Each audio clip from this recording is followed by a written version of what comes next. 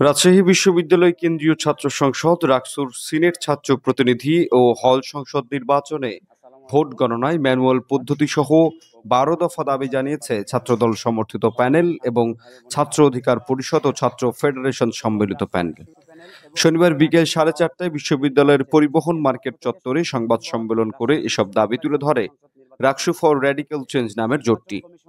তাদের দাবিগুলোর মধ্যে রয়েছে স্বচ্ছ ব্যালট বক্সের ব্যবস্থা, ভোট গ্রহণের শুরুতে সাংবাদিক ও এজেন্টদের সামনে ব্যালট বক্স উন্মুক্ত করা, ভোটারদের আঙ্গুলে উচ্চমান অমোচনীয় কালি ব্যবহার করা, ছবিসহ ভোটার তালিকা একদিনের মধ্যে প্রকাশ করা, ভোট গণনায় ইলেকট্রনিক নয় ম্যানুয়াল পদ্ধতি ব্যবহার করা, প্রার্থীদের নির্বাচনী খরচ ও পোস্টারের সংখ্যা সীমিত রাখা।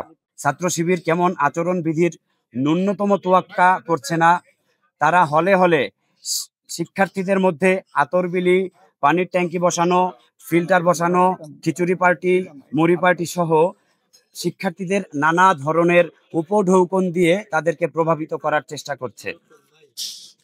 এটা সুস্পষ্ট আচরণবিধির লঙ্ঘন।